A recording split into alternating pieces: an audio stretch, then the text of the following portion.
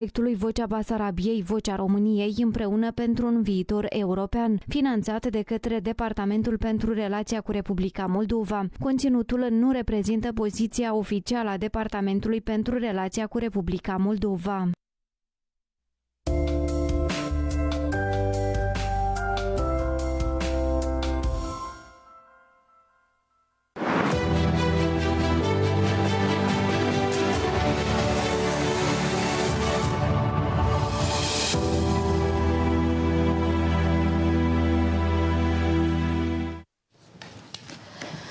Doamnelor și domnilor, bună seara! Începe Realitatea Românească. Astăzi l-am invitat pe președintele Centrului de Analiză și Planificare a Dezvoltării Regionale, domnul Ion Ștefanovici.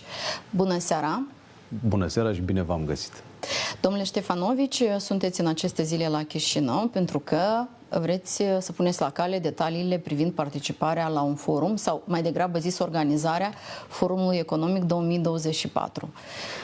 Da, Forumul Economic Regional Moldova, pentru că am reținut formatul emisiunii dumneavoastră, este realitatea românească.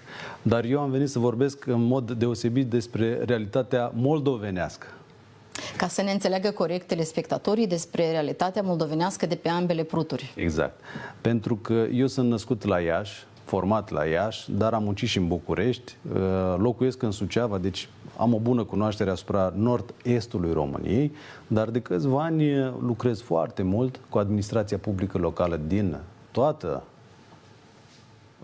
Moldova, din Republica Moldova, de la nord până la sud, în Găgăuzia.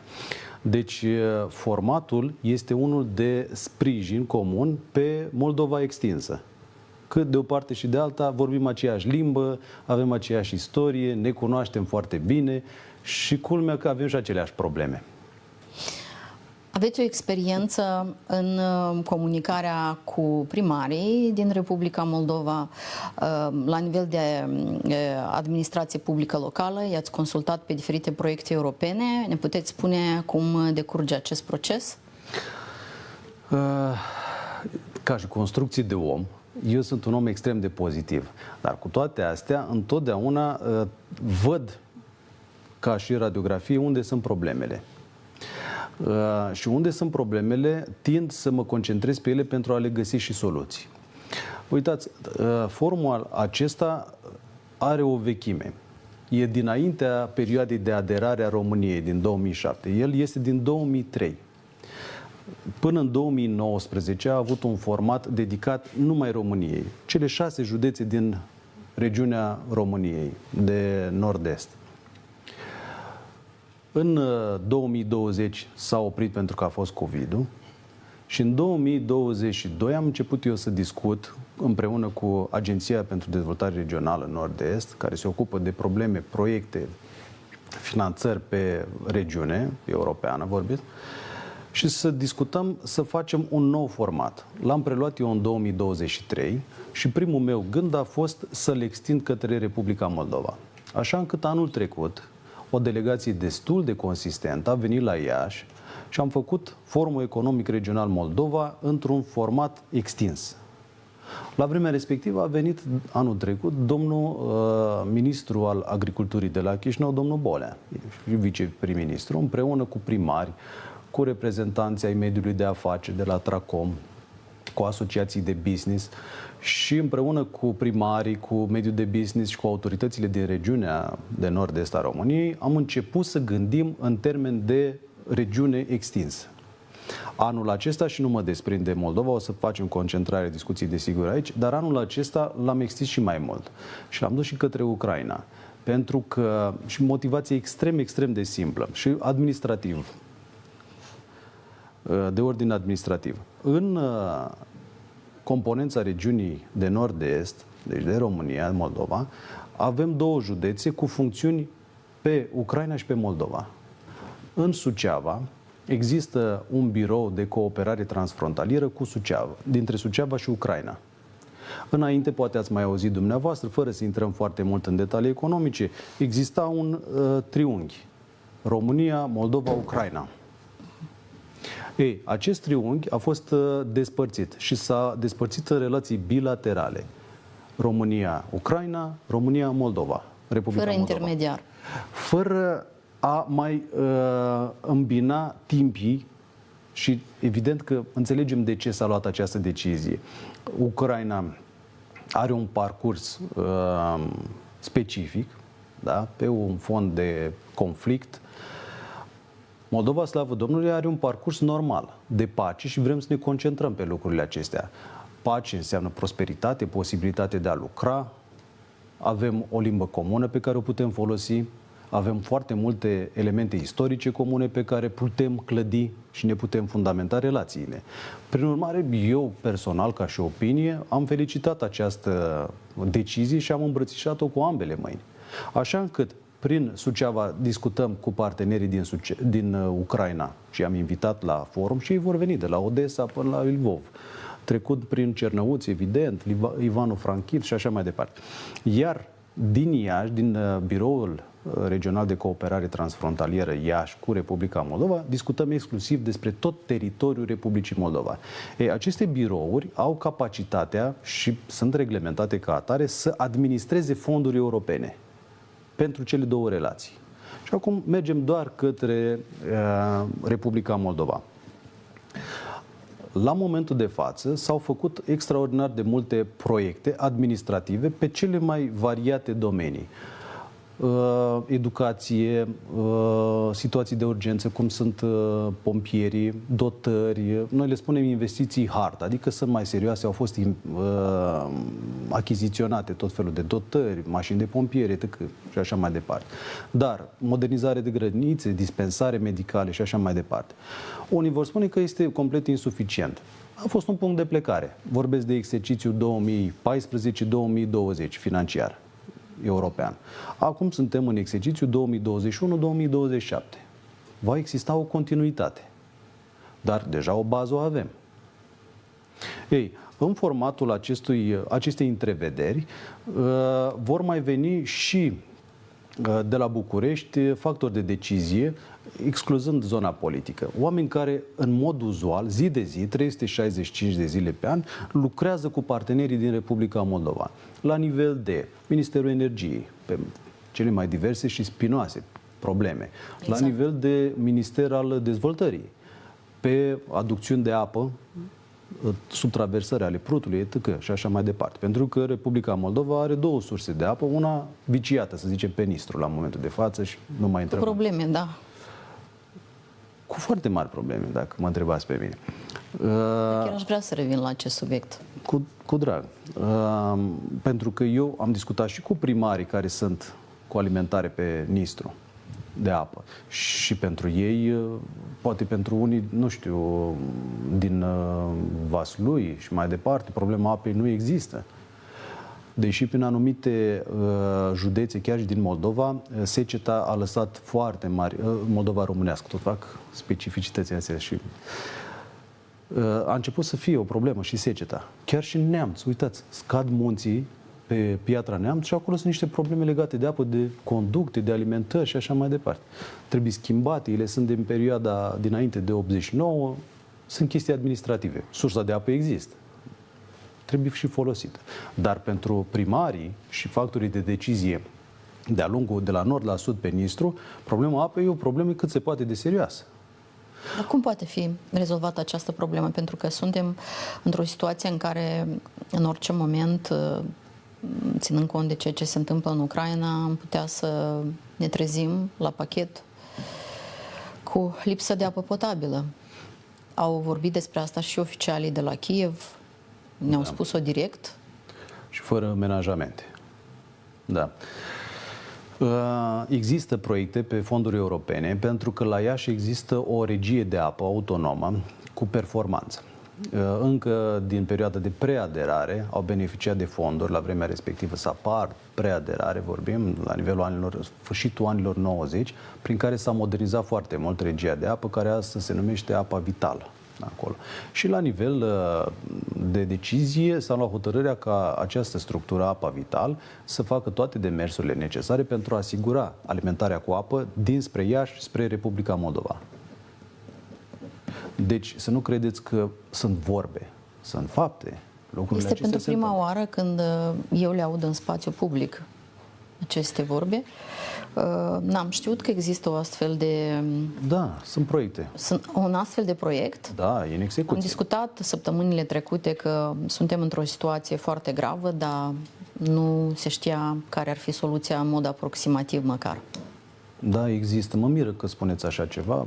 Pentru noi sunt lucruri uzuale. Cu asta lucrăm. Eu niciodată nu intru în dezbateri politice, nu cunosc politicieni și nici nu vreau să îi apreciez și le doresc succes, să fie aproape de agenda publică. Dar eu lucrez cu specialiștii și cu aspectele tehnice. Atât de la Chișinău și din celelalte, din teritoriu, să zicem așa, din nord, centru, sud, cât și din România, la nivel central și la nivelul nostru de regiune de nord-est. Pentru că anumite funcțiuni, cum este apa, dacă am ajuns la discuția aceasta, trecem la gaz, trecem la mai departe, jos, în partea de sud, la rețelele de electricitate și așa mai departe, toate sunt pe agenda Guvernului României. Dar nu le face de la București aducțiuni de apă, le face, iată, de la Iași. Deci pe noi ne leagă și proximitatea. De asta vă spun că avem și probleme comune, dar și soluții comune. Iar cel mai bine le cunoaște aceste probleme la firul ierbii administrația publică locală. Ei le preiau de la cetățeni și ușor, ușor pe piramidă le ridică către vârf. Deci, oricât s-ar face declarații politice, la urma urmei, problemele sunt tehnice, soluțiile sunt tehnice și oamenii de decizii și cei mai importanți care implementează aceste proiecte, și putem să mergem și la sănătate, putem să mergem și la educație, putem să mergem și la turism. Aici sunt soluțiile. Da, dintr-un parteneriat public-privat, că vine vorba de turism, dar soluțiile sunt la oameni, mult mai jos.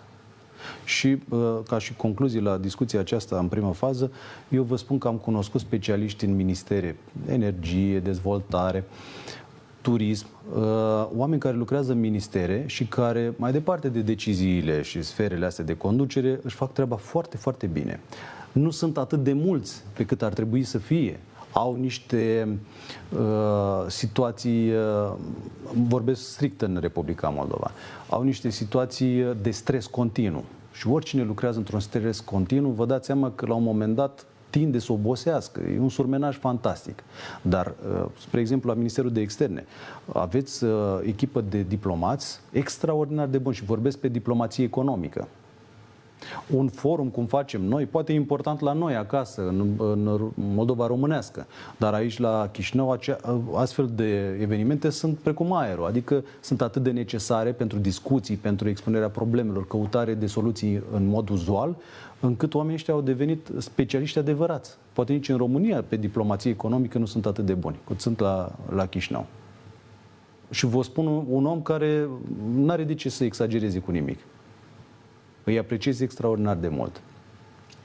La București nu există gradul de stres care există la Chișinău.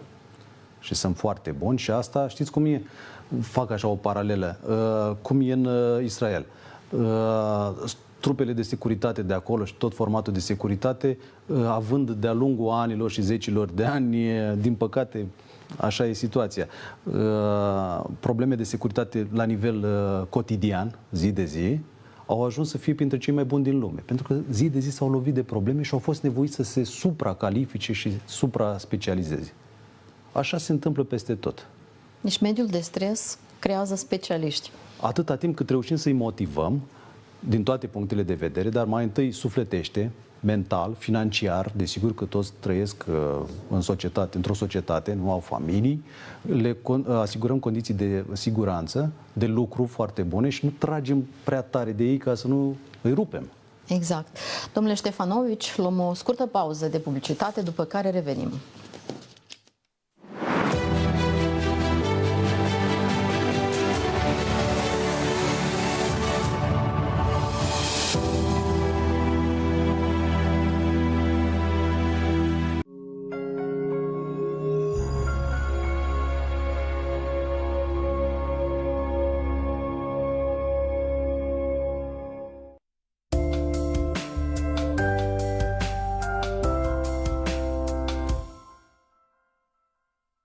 Imaginează-ți că locuiești într-un cartier cu 10.000 de copaci în jur, dar totul rămâne urban, populat, modern, cu panouri voltaice și grijă pentru mediu.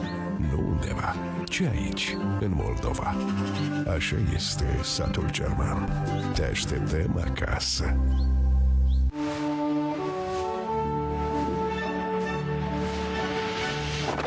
Papa clasică! Salut Mix Libertate! Abonament Mix de la Mulțel e aici! Conectează acum și construiește-ți mixul singur în aplicația My Mulțel. Activează opțiuni Mix cu dublu net, internet în roaming, muzică, video, rețele sociale. În plus, ai opțiuni gratuite și știi ce? Tot tu le alegi. Abonament Mix. Activează, mixează, e al tău. Mulțel. Continuăm. Dumneavoastră sunteți pe fotografie. Nu sunt eu. Cum a făcut asta? Valeriana, din Bulgaria. Adevărată valeriană din Bulgaria calmează nervii noștri de ani de zile. Acesta este un medicament. Citiți cu atenție prospectul. Dacă apar manifestări neplăcute, adresați-vă medicului sau farmacistului.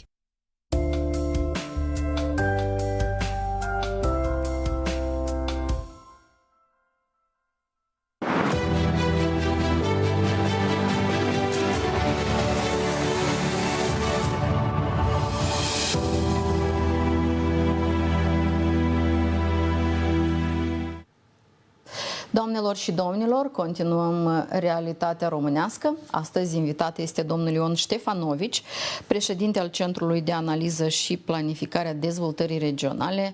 Domnule Ștefanovici, bine ați venit și continuăm emisiunea. Vreau doar să trecem pe celelalte aspecte economice care leagă Republica Moldova de România și investițiile care se fac în Republica Moldova, spre exemplu, în domeniul energetic. Cum are loc interconexiunea energetică cu România? Eu nu sunt un specialist în zona de energie. Dar, cu toate acestea, am cunoștință despre eforturile care se fac de la București și de la Chișinău. Chiar ieri am fost la Ministerul Energiei. De la Minister, deși domnul ministru în momentul de față este într-o delegație externă, va participa la nivel de secretar de stat cineva în cadrul acestui forum economic regional Moldova. Pe mine mă bucură foarte, foarte mult faptul că am simțit din plin, și eu nu exagerez, poate ne vom mai cunoaște mai bine. Deci nu exagerez deloc. Văd deschiderea oficialilor de la Chișinău, le cunosc zbaterile și la București și la Bruxelles. I-am văzut pe tot parcursul acestui an prin ce situații dificile au trecut și le-au depășit cu bine. Au fost adevărate provocări. De obicei, despre astfel de provocări, nu o să intru eu acum foarte mult în detalii, se discută după ce sunt complet depășite. Ele astăzi nu sunt complet depășite. Și foarte multe detalii nu vor fi oferite. Mai discutam noi în pauza publicitară de ce poate nu sunt făcute publice toate elementele și toate demersurile. Poate că se așteaptă rezultatele, poate că sunt probleme care astăzi nu pot fi expuse în spațiu public, dar cetățenii, românii, moldovenii, trebuie să știe că în spate se fac eforturi foarte mari ca să se poată depăși etapă cu etapă. Și știți cum e? Ca într-o familie în care problema supraviețuirii se pune foarte acut și nu mai ai timp să te gândești. Luăm o familie normală, a cărui unul dintre părinți eventual trebuie să plece la muncă în străinătate și îl lasă pe celălalt acasă cu copilul. Sau mai rău, ambii trebuie să plece la muncă în străinătate și rămâne copilul cu bunicii. Nu se mai gândesc neapărat ce educații să le ofere, dacă există un zbucium interior pentru respectivul copil, cum crește el cu bunicul sau cu bunica sau cu ambii. La fel se întâmplă în toată societatea noastră. Și când spun noastră, mă refer România, Republica Moldova, deopotrivă. Și anumite probleme cu migrația, să știți că le-am discutat cu ambasadorii de la București, care vor fi prezenți la forum, că ne interesează Europa de Est. sunt comune Europei de Est. Adică, și am mai spus-o, și la Zagreb, și la Belgrad, și la Varșovia, și la București, și la Chișinău, și la Bălți, și la Baia Mare. Părinții au plecat, copiii urmează, deci migrația e foarte puternică peste tot. Extrem de puternică. Asta e o problemă generală. Dar revenind la problemele noastre, în momentul în care ai niște zbateri de tip supraviețuire, cum a fost imposibilitatea asigurării energiei electrice în primăvară, da? Iarnă-primăvară, căldura și așa mai departe, apa, despre care am discutat până la acest moment, tinzi să te concentrezi aproape exclusiv pe respectivele și omenește, cred, din punct de vedere a resurselor unui stat, a priorităților, mai pierzi din vedere anumite elemente. N-ai cum, am stat și eu și m-am gândit, Doamne, de ce o are guvernul de la Chișinău sau guvernul de la București, nu se gândește, că copiii pleacă, că nu se mai întorc. Dimineața la știri am auzit despre o mămică care și-a lăsat copilul să facă baie, nu s-a gândit, într-o apă din Chișinău și a contractat anumite bacterii și a scris pe o rețea de mămici, Ask Mother sau nu știu cum se numea, și a spus, uite ce am pățit eu, să nu faceți și voi la fel, că eu am greșit, dar să nu lăsați copiii să se scalde. Și m-am gândit automat că e o problemă comună. Și eu cu al meu am o problemă similară, are noronavirus, nu poate să meargă la grădiniță. Deci problemele noastre sunt extrem de apropiate. Chiar și la nivelul acesta. Știți? Sunt extrem de apropiate. Eu care circul foarte mult de la Vatra Dorni până la Nistru, deci pe toată Moldova, mă simt acasă peste tot. Și nu sunt vorbe mari, încep să le înțeleg foarte bine. Că avem probleme similare, soluțiile pot fi aceleași și ne ajută în mare să le identificăm, să le adoptăm împreună. Și cred că greșeala mare pe care am făcut-o până acum a fost să nu acționăm împreună. Pentru că am observat la energie, la dezvoltare, spre exemplu, toate ADR-urile astea ce sunt, ca să nu vorbim în prescurtări, sunt baza pe care lucrează Uniunea Europeană, regiunile. Uitați o altă problemă comună, a României și Republicii Moldova. Nu avem o reformă administrativă care să ne permită să ne guvernăm la nivel de regiune. Noi mergem pe un declarativ model de descentralizare, dar au rămas tot etatist. Resursele, deciziile au rămas la București, la Chișinău. Și cine mai bine decât un primar, un președinte de Consiliul Județean, cum e în România, aici raioanele deja nu mai sunt un subiect, cunoaște mai bine problemele. Cine poate să administreze cel mai bine dacă nu regiunea? Polonia a trecut prin 2 rânduri de reformă administrativă la nivel de Constituție ca să poată ajunge într-o formă de guvernământ bazată pe regiune. Și resursele la nivel regional sunt alocate în așa fel încât printr-un cumul de eforturi, de muncă, de proiecte, să-și rezolve cele mai mari probleme. Ce se întâmplă acum în regiunea de nord-est cu autostrada A7 este un exemplu extrem de grăitor. Este prima autostradă a Moldovei. Dar care vine dinspre București spre Ucraina. Ea era gândită să se termine la Pașcani, va fi dusă către Suceava și până în graniță la Siret. Și repede, adică se lucrează într-un ritm extrem de alert. Și mulți cetățeni din Republica Moldova circulă. Eu am o locuință chiar pe malul în graniță, la Ștefănești, stânca Costești. Și vara stau acolo, eu am crescut pe malul Protului. Și stau acolo vara și mă uit că sunt la stradă și circulă extrem de multe mașini. Și chiar vrem să facem acolo pe malul lacului un punct comun de educație, de creștere a tinerilor și ceva care să aparțină Moldovei, de ambele maluri ale Prutului. Și îi văd pe oameni, văd cât de mult circulă. Dar ne trebuie și invers, dinspre Ungheni sau, mă rog, de la est să plece către vest pe autostradă. Să poată străbate munții pe A8, pe autostrada A8 și să ajungă ușor în Ungaria și de acolo unde au treabă. Ei, lucrurile astea nu sunt soluții comune pe care trebuie să le găsim, nu ne ajută deopotrivă. Traficul de transportul de persoane, dar avem și transportul de mărfuri. exportatorii din Republica Moldova circulă foarte mult către Europa. Doamne ajută să exporte și la arabi, și la, eu știu, în Orientul Mijlociu sau în Asia. Fructe, procesare cât mai multă de produse agricole și așa mai departe, vinuri. Dar deocamdată s-au orientat foarte mult către Europa. Dar tirurile respective trebuie să circule cu lejeritate prin România spre Europa. Deci parcursul nostru nu e comun. Că mă întreba cineva dimineață ce părere am de referendum. Mai e nevoie să mai spun?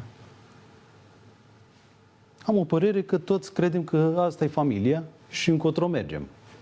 Mergem bine. Dar hai să vedem tehnic cum ne descurcăm cu problemele comune pe care le avem. Ei, asta facem noi la forumul în 4-6 iulie. 200 de invitați care vor sta 3 zile. În prima zi vor fi primiți, vor avea parte de un tur ghidat în Vatra Dornei, vor fi cazați acolo în hotelurile din Vatra Dornei, vor vedea forma de turism pe care noi am adoptat-o în Bucovina, Moldova. Știți, județul Suceava, sau pentru cei care nu știu, județul Suceava a revenit la nivel de titulaturi. Tot județul Suceava a rămas, dar la nivel de brand a rămas Bucovina și și-au pus sloganul și îmbrățișat de toată lumea, nu e o problemă, hai în Bucovina. Ei, vor vedea în inima Bucovinei cum s-au reabilitat un monument istoric, pentru că acolo vom ține forumul, la fostul Casino. E de fapt un palat al Dornelor, reabilitat pe fonduri europene. Și apropo de situații în care devenim buni, foarte buni, vă dau un exemplu. Suceava mai este cunoscută și ca ținutul mănăstirilor. Sunt foarte multe. Multe dintre ele, înainte de perioada de aderare, erau în anumite stadii de degradare, să nu le spun altfel. Cea mai bună firmă din România pe reabilitare monumente istorice, puteți să ghiciți de unde este? La Chișinău? Nu, de la Suceava. E cea mai bună din țară. Pentru că a avut o expunere, echipa respectivă, mediul privat, la aceste fonduri și prin firma respectivă s-au reabilitat foarte multe monumente istorice. Și au devenit cei mai buni în țară pe reabilitare monumente istorice. Are nevoie Republica Moldova să-și reabiliteze monumentele istorice? Exact, asta am vrut să întreb. Pe acest domeniu aveți colaborări? Până la momentul de față, nu. Nu au fost o cerere sau nu există ofertă? În primul rând, cred că nu au fost fonduri europene predefinite pe domeniul turismului la modul acesta. Dar când angrenăm negocieri cu Comisia Europeană, noi, Republica Moldova, oare n-ar trebui să aruncăm un ochi și critic la negocierile pe care le-a făcut România până în 2007 pe toate palierele, în așa fel încât să înțelegem unde a procedat bine România, dar și unde a greșit România. Și să învățăm din respectivele greșeli, pentru că eu sunt perfect de acord. E nevoie de un mediu de securitate, e nevoie de discuții diplomatice, e nevoie de relații economice externe, e nevoie de vizite din Italia, din Franța, și așa mai departe, din toată lumea. Dar e nevoie de o potrivă și de pragmatism. Ne lipsește nouă aici la Chișinău pragmatismul? Nu cred că lipsește. Cred că, așa cum am spus mai devreme, prioritățile s-au mutat foarte, foarte mult pe anumite domenii și nu se iese din paradigma de supraviețuire. Și până când nu schimbăm un pic mentalitatea, să ne gândim că vom supraviețui fără probleme, dar putem să ne și dezvoltăm între timp, cred că rămânem captivi acolo. Și eu mă propun, și colegii și toți cei care suntem implicați, să schimbăm paradigma aceasta care e una comună și să începem procesul de dezvoltare simultan pe ambele maluri ale Prutului, rezolvând din problemele pe care le avem și în comun. Vor veni mulți oameni de afaceri de la Chișinău la forum? Noi am invitat asociații și ca abordare, ca să mă înțelegeți... Și autoritățile? Și autoritățile. De la nivel central? Da. Eu chiar după emisiune urmează să mai discut la ministerele de linie cu care avem noi treabă și lucrăm în mod frecvent și să le explic exact formatul și nu mizez neapărat pe miniștri. M-ar bucura extraordinar de mult să vină secretari de stat și directori cu care lucrăm și ei să primească delegații. Pentru că eu nu vreau discursuri. Eu vreau să le ridic problemele, vreau să nu se supere nimeni și vreau să găsim soluții și să dăm termene de execuție și de soluționare a lor. Asta e construcția mea. Sunt destule alte formate care se ocupă cu mesajele și nu la noi. La noi mai mult cu proiectele, cu stadiile de implementare, nu suntem cu nimic spectaculoși. Vedetele merg în altă parte, oamenii cu munca la formatul ăsta. Cam așa e. Și cu relaționarea. Pentru că eu am fost ieri și am discutat la Oficiul Național al Turismului, care e în cadrul Ministerului Culturii.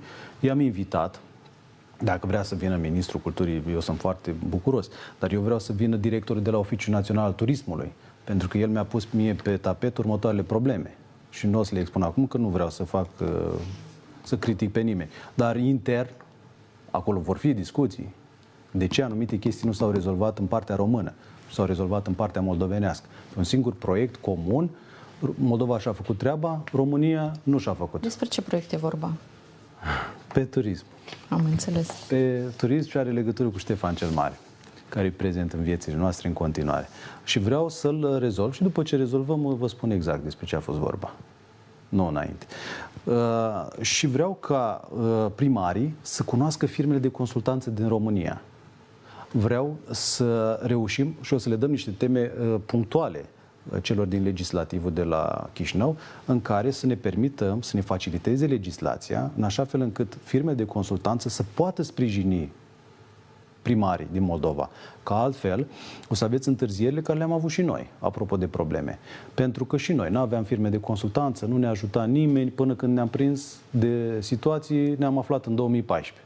După aia ne-am aflat în 2020 și acum Europa se mișcă, se modifică. Apropo, 4 țări, Germania, Franța, Spania și Italia, pentru că sunt și mari, pentru că ei au pus fundamentele Europei, pentru că sunt experți, cunosc mecanismele extraordinar de bine, au capacități, au cofinanțări, ei fac politicile publice, mă refer, au un cuantum de tragere, de utilizarea fondurilor europene, cât restul de 23.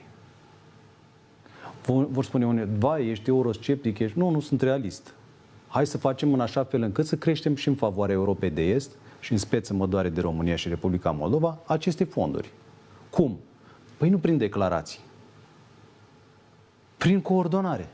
Prin utilizarea mecanismelor. Prin cunoașterea lor. Și o să mă întrebați poate, și cum mai exact de atât de declarații? Spre exemplu, structura asta, care o coordonez eu, a aplicat împreună cu ADR Chișinău, Agenția de Dezvoltare Regională Chișinău, care e nouă și are nevoie de expertiză și are nevoie de un tuning, de un proces de transfer de experiență dinspre cineva din România sau din altă parte, dar vine polonul. Dar polonul nu poate să explice în moldovenească noastră exact despre ce e vorba în proiect și cum trebuie să facă. Mai ales că nu știe problemele locale. De unde să le știe? Păi eu ieri la 32 de grade eu băteam drumurile. Băteam drumurile și vorbeam cu oameni și preluam probleme, că mă doare sufletul, că sunt ale mele. Dacă trăiam la Varșovia sau nu știu unde, în altă parte, la Paris, veneam, beam o cafea, stăteam la, nu mai dau numele pe unde, pe la ce terasă, așa, discutam, plecam acasă, mă urcam în avion și plecam acasă. Nu, dar pe mine mă doare sufletul, că eu aici trăiesc. Eu aici sunt crescut. Normal că am altă resortă și motivații, mă înțelegeți? Și vreau ca momentul ăsta, care e foarte bun și foarte prielnic, să fie valorificat. Eu știu ce va mai fi în viitor. Acum trebuie bătut fierul, cât e cald și cât lumea întreagă se uită la noi și au nevoie de noi. Și vara asta va fi fierbinte, nu cu 32 de grade, cu situația în sine. Hai să folosim acum, hai să negociem acum, hai să stăm drepți acum, hai să ridicăm capul, hai să ne apărăm interesele acum. Cum? Dar trebuie să fim o voce comună și nu politică, administrativă. Păi eu vreau să, în final, concluzia este că vrem să facem, am început deja o platformă și cu ADR-ul și cu ADR-urile, când vin și nord, și centru, și sud, Găgăuzia, la forum. Și discută cu noi. Și vrem să pregătim o hartă de probleme pe care să o împingem câte un pic mai sus. Iar ADR-urile astea, care sunt foarte importante, nu știu dacă ați auzit prea mult despre ele, dar eu bat apa în piu că sunt foarte, foarte importante. În România sunt grupate într-o asociație care se numește ROREG. Iar președintele ROREG azi e președintele ADR Nord-Est. A fost ales cu mandat. Veți spune, na, s-a întâmplat. Nu știu dacă chiar așa s-a întâmplat întâmplarea asta. Dar hai să-i punem pe agenda problemele noastre. Haideți să le obținem. Și Ardealul se bate. Dar Ardealul e un pic mai încolo. Și în această situație trebuie bătut fierul cât e cald, da?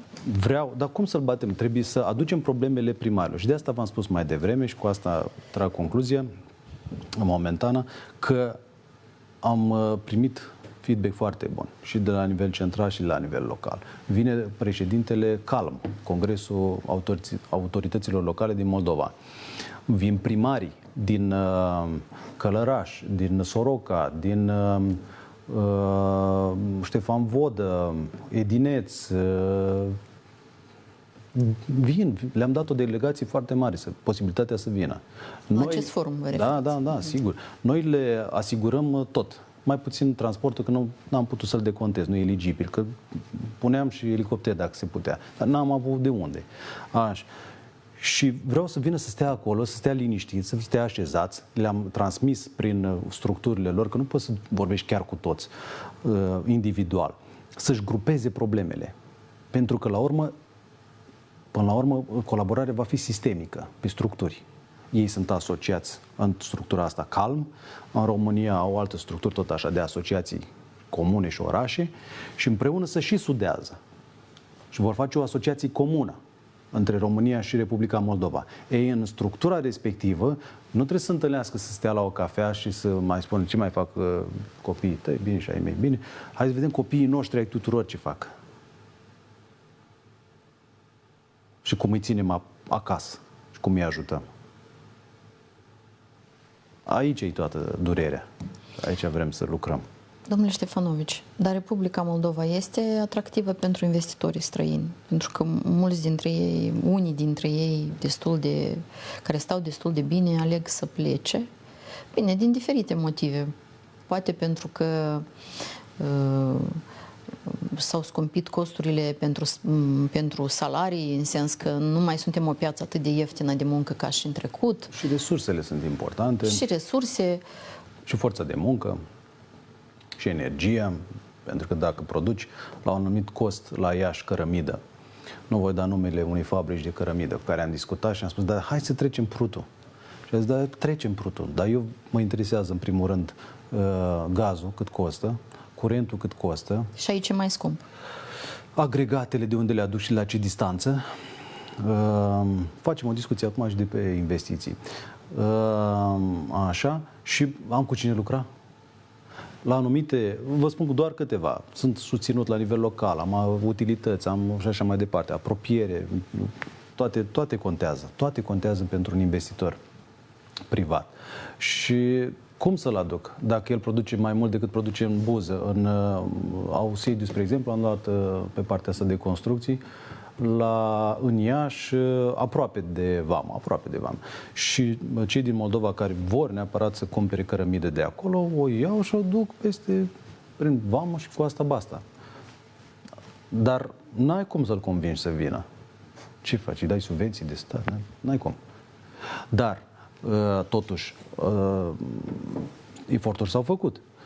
Spre exemplu, această structură, Asociația Investitorilor Români, care activează în Republica Moldova, este o structură fiabilă, este o structură endorsată și economic de către Guvernul României.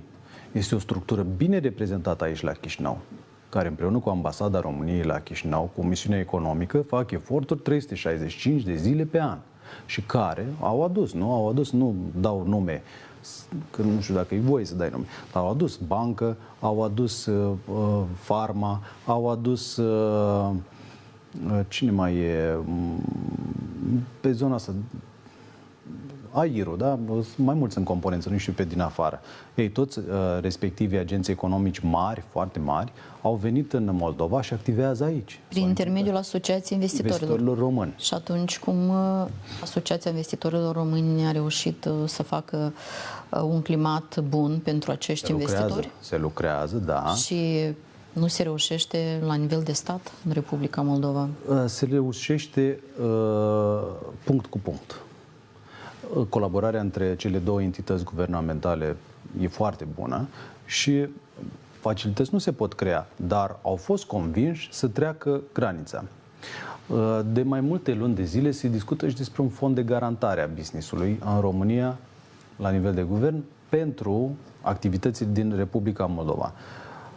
Uitați că nu știu exact stadiul, dar până la urmă se va asigura și acel fond.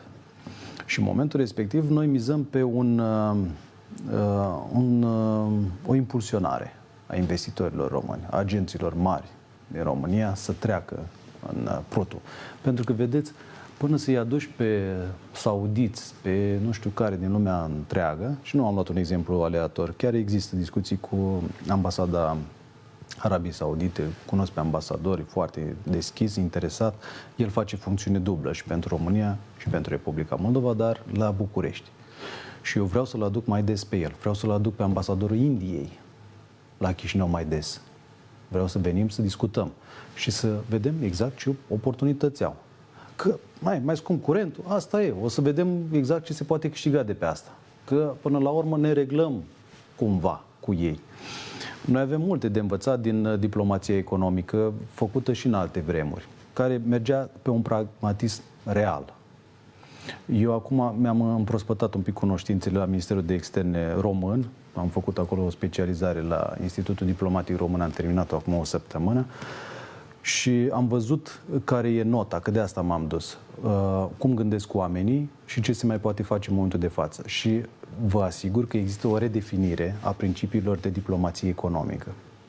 Adică pragmatismul, realismul începe să-și facă din nou loc. El a lipsit. Din 1990 până în 2-3 decenii, da? 2020 și a lipsit. Am mers doar pe anumite lucruri, ne-am raportat la interesele altora, dar e timpul și văd că câștigă teren gândirea asta, să ne raportăm și la interesele noastre. Și nu sunt vorbe mari.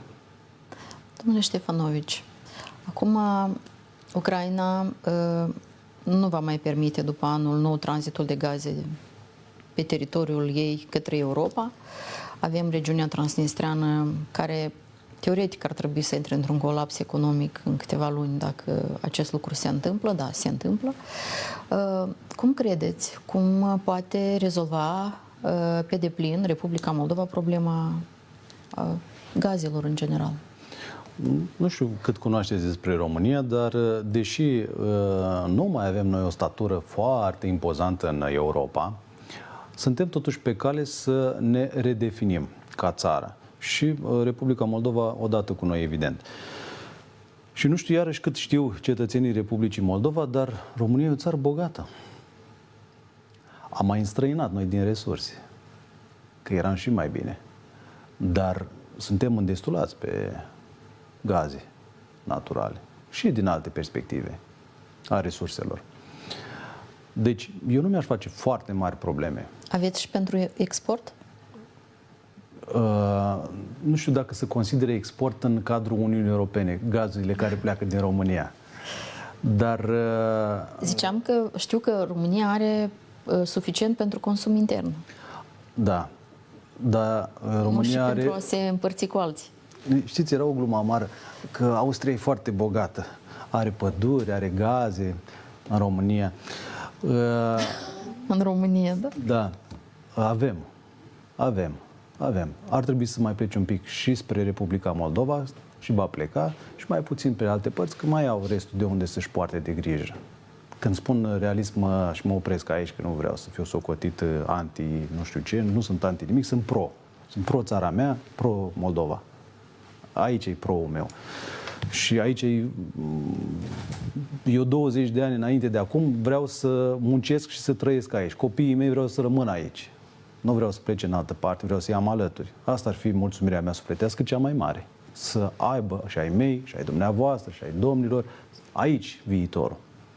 Ca să-l aibă aici trebuie să aibă stabilitate și să simtă. Că de multe ori, vedeți, să se discută, să întoarcem diaspora acasă, să facem pentru diaspora nu știu ce, mesaje din astea ca să le câștige votul. Eu sunt împotriva genului ăsta de abordări și vă spun de ce. Bun, votul o să vadă ei cum fac cu votul, dar cum îi aduci pe ei acasă? Cu ce promisiuni și fantasmagorii? Păi oamenii nu mai sunt proști.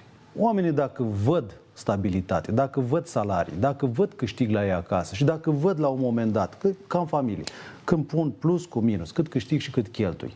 Nu doar puterea de cumpărare, degeaba tu ai un salar mare dacă ce iei pe mere, cum spunem noi, românii, dai pe pere și nu rămâi cu nimic.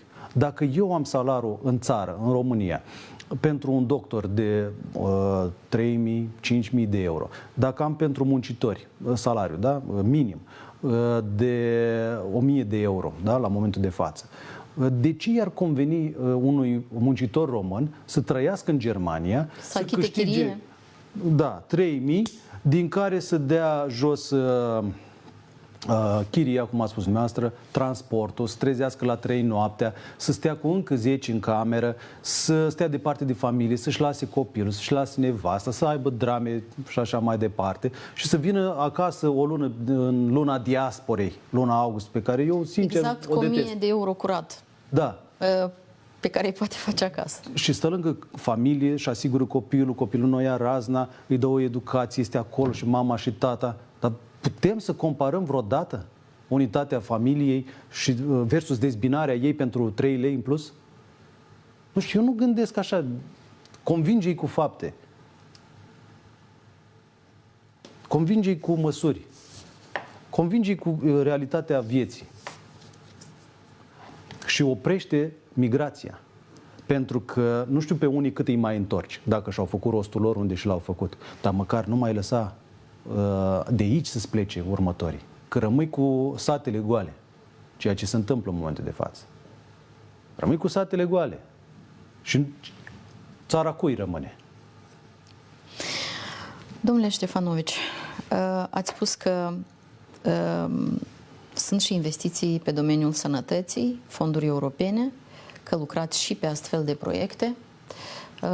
Cum stăm la capitolul investiții în sănătate? Da, deci noi avem în momentul de față 3 paneluri de discuție și nu le-am ales aleator. Avem unul pe investiții, am discutat despre el, vorbesc despre forumul ăsta. Al doilea pe turism, am atins un pic discuția și cel de-al treilea, cum a spus dumneavoastră, sănătate. Nu neapărat în ordinea asta, dar așa le-am discutat noi. Ei, cel de pe sănătate. Eu am avut ieri o discuție care, nu știu, mi-a crescut sufletul la Universitatea de Medicină cu domnul rector. Dumnealui mi-a explicat mie niște chestiuni și va veni de la universitate acea persoană, de fapt sunt mai multe, dar împreună cu acea persoană care se ocupă de fonduri europene. Pentru că Universitatea de Medicină de la Chișinău și cu Universitatea de Medicină de la Iași sunt surori. Au lucrat deja pe cercetare, au lucrat cu foarte bune rezultate și vrem să meargă mai departe. Unitatea de primiri urgențe, UPU, nu știu cum se numește, da? Primiri urgențe de la Chișinău, o doamna manager, cu doamna manager de la Iași, lucrează foarte bine. Elicopterul circulă. Dar nouă ne trebuie mai departe structuri de cercetare comună. Ne trebuie spital regional, dar regional de ambele maluri să-l desevească. Comun, mare, hub medical ne trebuie. Și nu sunt vorbe, iarăși. Aici la Chișinău o să vedeți o dezvoltare rapidă, nu mă apuc eu să vorbesc, dar mi-au explicat cu fapte ce alocări s-au făcut, ce proiecte sunt, pentru că mă interesează ce resurse poți tu să aduci, ce teren mai pui tu la dispoziție ca să facem respectivele hub-uri și să ne sudăm pe act medical între regiune, 6 județe, sunt spitale foarte mari în Moldova. Noi, vă dau un exemplu, în Suceava, din 20 în 24 s-au atras 1 miliard de euro. Mult? Puțin? Și eu zic că e foarte mult. Sigur că da, pe domeniul sănătății. Nu, toate fondurile. Pe fonduri. Infrastructură rutieră și așa mai departe. În Iași, bugetul primăriei e extraordinar de mare. Da? Aici văd, pe mine nu mă interesează nici stânga, nici dreapta, mă interesează dacă primăria capitalei face treabă sau nu. Și dacă face treabă, hai să sprijin și eu, dacă nu face pe anumite chestiuni, nu mă bag și așa mai departe. Și unde să fie construite aceste hub-uri? Și la Chișinău și la Iași și pe unde mai Și e... asta ar însemna construcția unei instituții medicale de la zero? Da. Vă spun un lucru. Nu poți să faci concentrare numai pe un anumit județ. Și avem o vulnerabilitate. Vă referiți la comasarea instituțiilor medicale? E un pic mai departe. E mai departe. Dar o să vedeți că nu e foarte departe. Azi poate părea viitor futurist, ce vorbesc eu, dar în scurt timp poate părea extrem de realist și mergem către implementare. În nord-est, bună oară, concentrarea masivă e la Iași. Din păcate, Vaslui, Neamț, Bacău se descurcă binișor, Suceava, binișor, Botoșaniu suferă, pentru că toată forța de muncă, din momentul în care pleacă copiii tinerii la universitate, tind să și rămân acolo, în urmă rămâne o lipsă, din primul rând, a forței de muncă. Ei nu mai revin nici la Vaslui, nici la Iași. Fata cunoaște băiat, să căsătorește, băiatul cunoaște fată, să căsătorește. Eu am deja în sfera mea de lucru tineri care ea a venit în mare parte din nordul Moldovei la studii la Suceava. Îi cunosc, îi angrenez cu asociațiile lor. Îi aduc, sunt voluntari aici, le deschid ochii, dar după aia îi rog să ducă înapoi acasă, să pună osul și să-și facă familii de unde au venit, dacă se poate, și să-i sprijinim acolo de unde au venit. Nici să nu iau drumul Clujului, nici a Bucureștiului, nici Europa. Dacă vor. Dar noi trebuie să facem niște chestiuni pentru ei. Dacă se duc acasă, ei nu trebuie să fie lăsați de izbeliște. Ei când se duc acasă, primarul de acolo sau de unde, așa, trebuie să aibă pentru ei niște facilități. Fă-le, domnule, niște blocuri. Că nu e greu. Nu știu cum se numesc aici, în România se numesc ANL-uri. Da? Fă-le bloc. Că e din medicină, că e profesor. Ce e el pe profesia lui? Respectă-i profesia, respectă-l pe el, ajută-l la început de drum. Că ăsta nu e comunism. Îl ajută și în Silicon Valley, în America, îl ajută și în Franța, la studii, de pe băncile școlii, îl ajută și în Germania, ajută-l, domnule, și în România și în Moldova. Ajută-l să-și facă viitorul acasă, să-și clădească. Din momentul când merge la starea civilă și își face o familie. Ajută-l cu copilul. Ajută-l să aibă o indemnizație calmă. Nu-ți bate joc de el. Nu da la nu știu ce refugiat, nu mai intru eu în detalii, așa mai mult și la al tău mai puțin. Nu-i normal. Nu-i normal. Și eu sunt cu sufletul față de dramele vecinilor. Eu sunt de acord. Dar fâșii sufletul de-ai mei. Mă doare sufletul de-ai mei mult mai tare. Domnule Ștefanovici, da, m-ați făcut curioasă în legătură cu aceste hub-uri medicale. Cum vor arăta ele? Dacă v-am făcut curios, eu mă bucur și am să vorbesc cu domnul rector, dacă este și dumnealui de acord, să prezinte proiectele respective. Pentru că dumneavoastră și pe mine m-ați făcut curios când mi-a spus că în pauză nu se cunosc informații legate de proiectele de aducțiune de apă. Și mă întreb de ce nu sunt curioase. V-am spus eu, o posibilă explicație ar fi faptul că sunt alte probleme mai mari.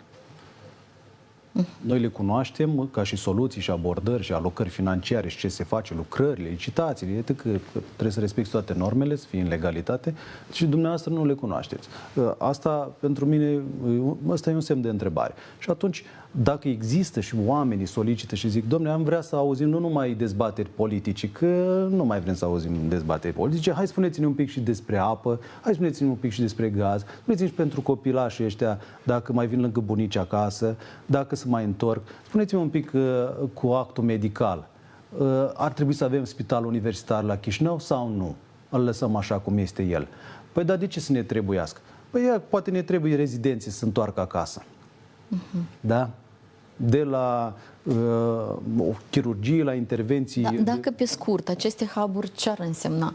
Un spital mare regional în fiecare regiune sau un spital Nu, e important în primul rând ca studenții, și apropo, fiind studenți, am aflat și eu ieri, destul de mulți, o să-l întrebați pe rector, câți de mulți din România vin să facă studiile aici. Și nu sunt orice fel de studenți, vin și copiii unor medici sau unor profesori universitari de prin România.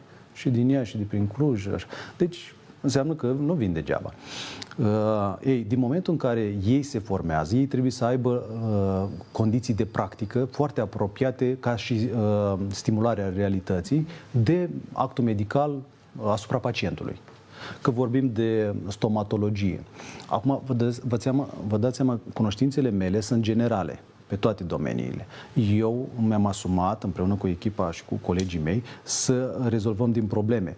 Acum nu o să pot să vă spun eu stomatologie, cardiologie și așa mai departe. Dar ideea este ca, în primul rând, studenții să poată face practică de calitate, rezidenții să poată fi integrați cu cei din România.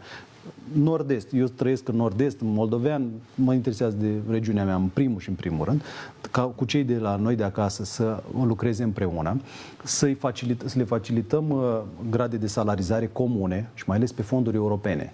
Pentru că am fost la Bruxelles acum 3 săptămâni și avem acolo la Bruxelles, București, România are un institut de cercetare care are biroul, se numește ROST. Poate să verifice toată lumea. În inima Bruxellesului, în Excel. Și acest birou se ocupă de alocări și sprijinirea negocierilor cu Comisia Europeană pe cercetare, inclusiv pe zona de inteligență artificială. Deci, dacă eu, tinerilor care au apetență pentru tehnologie, le întrerup curicula, le fragmentez, nu îi las să înțeleagă în timp cu progresul tehnologic anumite lucruri, nu le stimulez creativitatea. Pe lângă celelalte, nu le dau casă, nu le dau masă, nu-i ajut familiar, nu știu ce, toate lucrurile astea. Deci nu creez un cumul, i-am pierdut. Exact. Păi, și pe fonduri europene îmi spunea că ora de salarizare e dusă la maximul grilei. Deci ei ajung să aibă undeva la 8.000 de euro pe lună. La 8.000 de euro ei rămân aici, nu mai pleacă nicăieri. Adevărat. Deci iau de acolo, mă duc mai departe către cercetare, pentru că trebuie stimulată, și merg mai departe către investiții în infrastructură spitalicească, care sunt enorme, enorme. Și dacă nu le gândești bine, ai pierdut trendul. Domnule Ștefanoviciu, sper că veți mai veni la noi la emisiune. Eu sunt aici. Doamnelor și domnilor, alături de noi a fost domnul Ion Ștefanovici, președinte al Centrului de Analiză și Planificare al Dezvoltării Regionale. Sper că am discutat lucruri utile, de interes public. Am aflat foarte multe lucruri importante. Sper că ne vedem cu bine în weekendul următor la Realitatea Românească, să aveți o seară reușită și frumoasă alături de cei dragi.